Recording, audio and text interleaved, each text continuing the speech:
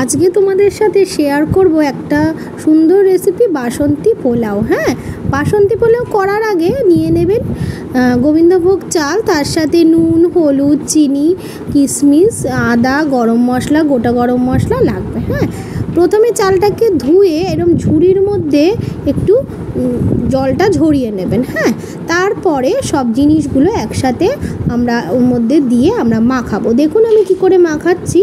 আদা, তারপরে নুন, হলুদ, স্বাদ মতন নিয়ে একটু ঘিটা দেবেন। ঘিটা একটু দরাজ হাতে আপনাদের দিতে হবে। গরম মশলা দেবেন, তাহলে ঘিরের স্বাদে আর গোবিন্দভোগ স্বাদে চালের স্বাদে মিক্সড হয়ে কিন্তু পোলাওটা সুস্বাদু হয়। দেখুন আমি কি সুন্দর করে ওটাকে হাত দিয়ে ডোলে মাখাতে পারি। আপনারা স্পুনও ইউজ করতে পারেন, হাতাও ইউজ করতে পারে, তবে আমি হাত দিয়েই করেছি। হাতটা পরিষ্কার করে ধুয়েই তারপরেই আমি এগুলো শুরু করেছি।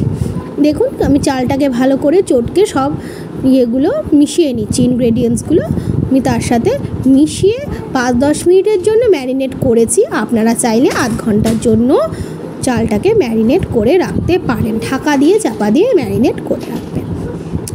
এরপরে আমি কড়াইতে ঘি দিয়ে দিয়েছি। ঘিয়ের মধ্যে গোটা গরম মশলা, তেজপাতা সব ফোড়ন দিয়ে আমি ভালো করে ফোড়নটাকে ভেজে নিয়ে দিয়ে দিচ্ছি সেই ম্যারিনেটেড গোবিন্দভোগ চালটা।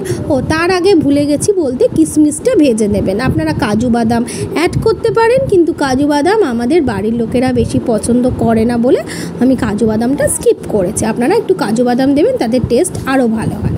এবং চালটা দিয়ে ভালো করে ওটাকে সাঁতলাবেন। কতক্ষণ সাঁতলাবেন, কি করে বুঝবেন যে চালটা সাঁতলানো হয়ে গেছে?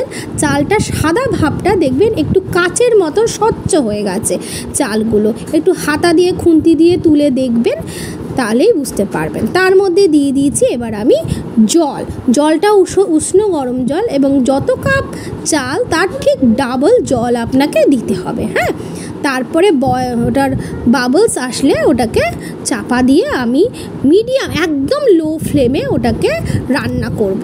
তারপরে দেখুন আমি চাপাটা খুলে পরিমাণ মতন চিনি মিশিয়ে নেড়ে চেড়ে দেখলাম একটু জলভাব আছে, আর একটু সামান্য, চালটা আমার তখনও সেদ্ধ হয়নি, একটু সামান্য জাস্ট আন্দাজ অনুযায়ী একটু জল দিয়ে আমি ওটাকে আবারও 5 মিনিটের জন্য চাপা দিয়ে দমে রেখে দেবো। তারপরে গ্যাসটা বন্ধ করে কিছুটা দমে রেখে হালকা করে কেওড়ার জল ওপর দিয়ে ছড়িয়ে পরিবেশন করুন সুন্দর সুন্দর হলুদ বাসন্তী পোলাও।